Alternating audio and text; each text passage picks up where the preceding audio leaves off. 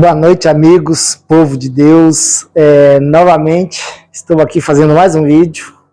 Esse é um vídeo um pouco mais demorado. Há mais de 3 semanas, ou próximo de 3 semanas, que eu já não gravo um vídeo. Estava melhorando algumas coisas, preparando algumas coisas, para voltar a estar gravando novamente.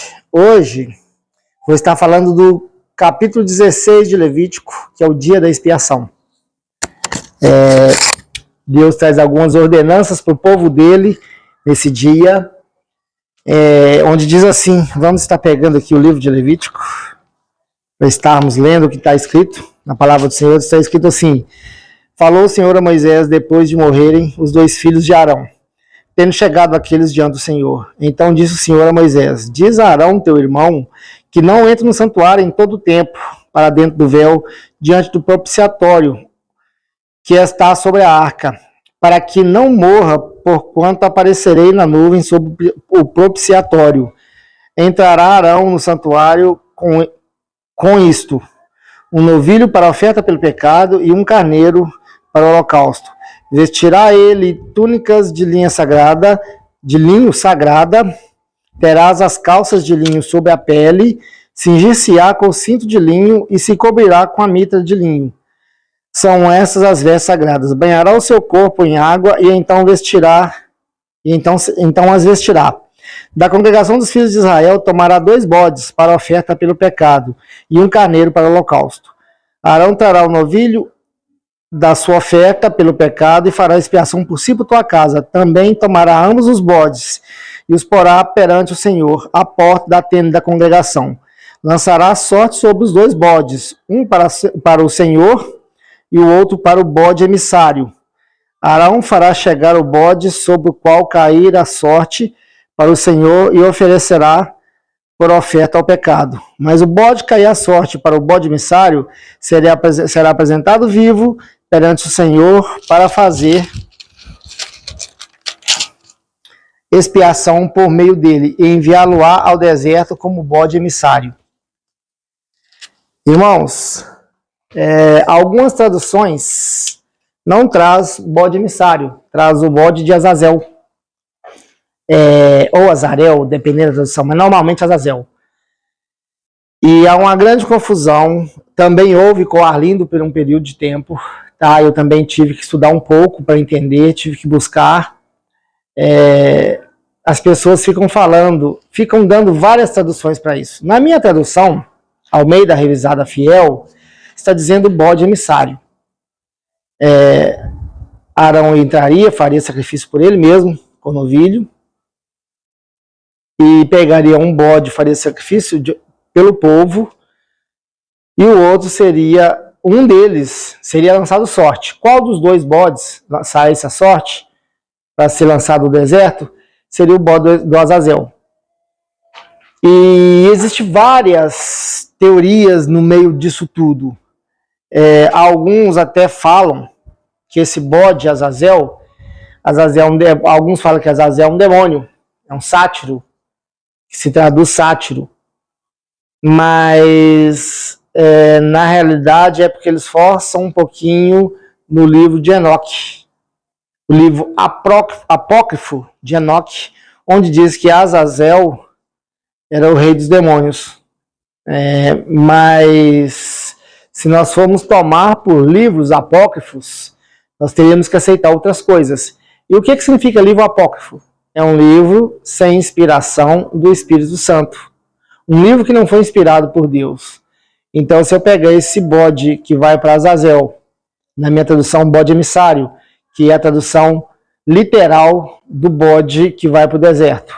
Se eu aceitar que o bode de Azazel é o bode para um demônio, algumas coisas ficariam difíceis de não aceitar também em outras. Por exemplo, no livro de Tobias, há uma parte que um anjo que andava com Tobias também é um livro apócrifo, onde diz assim, que esse anjo mandou que ele queimasse o fígado de um peixe sobre o fogo para expulsar o demônio de uma mulher que já tinha matado 6 maridos, e ele seria o 7º. Nunca precisou de fígado de peixe para expulsar demônio. O único nome a única coisa que o demônio teme é o nome do Senhor Jesus. Ninguém tem poder para expulsar demônio a não ser o nome dele.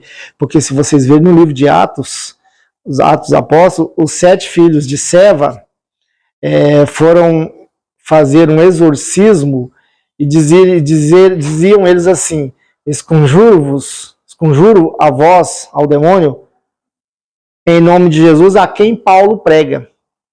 E o demônio respondeu para eles assim, ó: Paulo eu conheço, Jesus eu conheço, Paulo eu sei quem é, mas e vós, quem sois?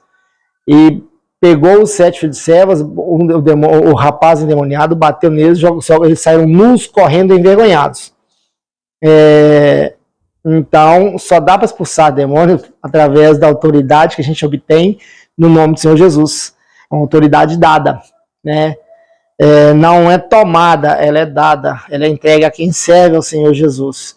Mas se eu aceitar o bode Azazel, o bode emissário, como o bode que vai para o demônio, Azazel para o deserto, eu tenho que aceitar que o livro de Tobias também é verdadeiro, que ele é um livro real. Então não dá para ser por aí. Fica bem claro nisso que o bode Azazel era o bode emissário, porque se nós vermos também em Levítico 14:7, na expiação pela lepra, também tinham 2 aves vivas. Uma era sacrificada em água corrente num jarro, né, que era aspergido com estopo e carmesim, azul púrpura, né? Eu já falei sobre isso em outro vídeo. E a outra ave era soltada viva em campo aberto no 7º dia, quando o homem era declarado limpo. Então, eu teria que dizer que essa ave também era soltada para o demônio, né? Não é bem assim. Algumas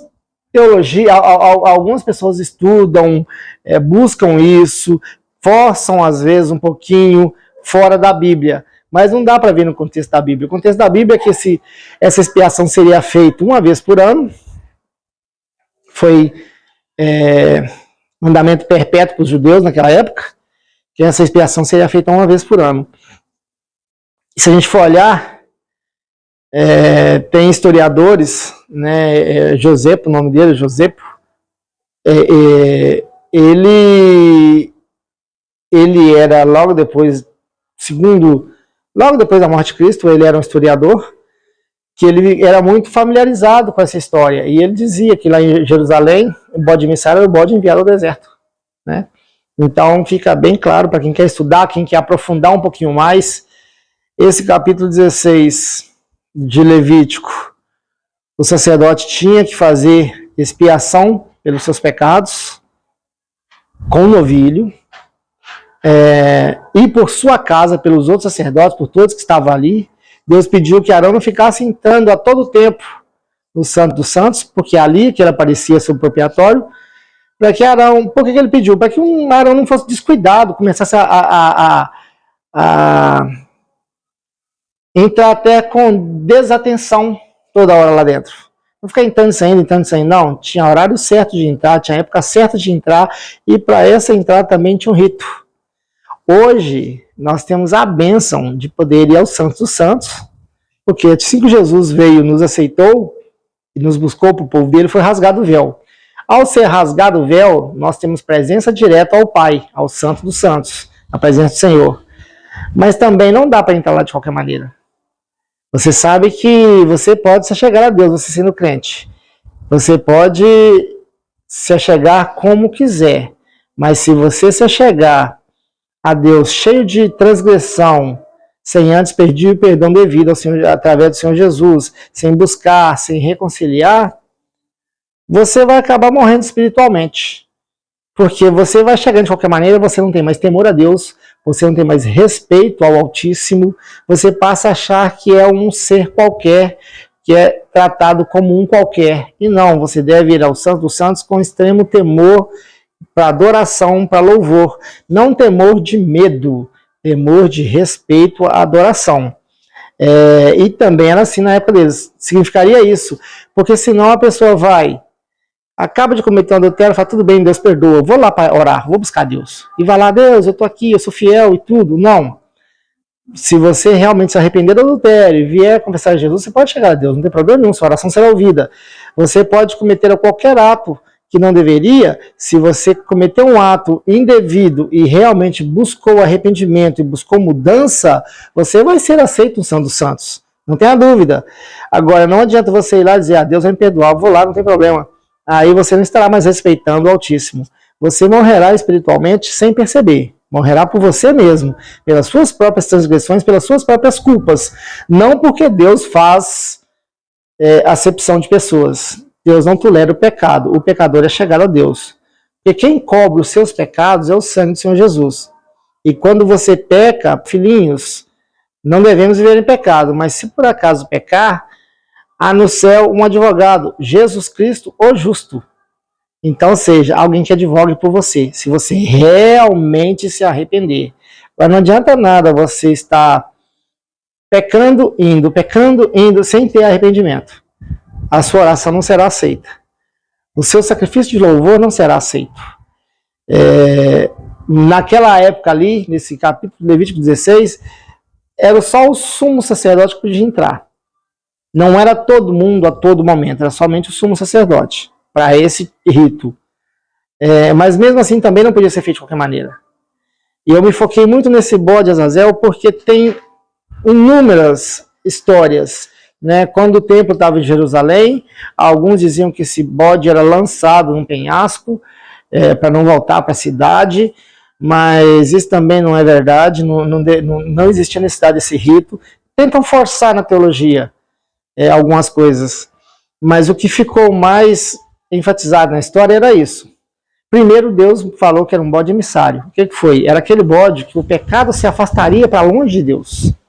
O bode, toda a congregação colocaria a mão sobre o bode, ou seja, reconhecendo e passando as suas culpas para o bode, e esse bode seria enviado para longe de Deus, para o deserto, para onde Deus não vai estar olhando.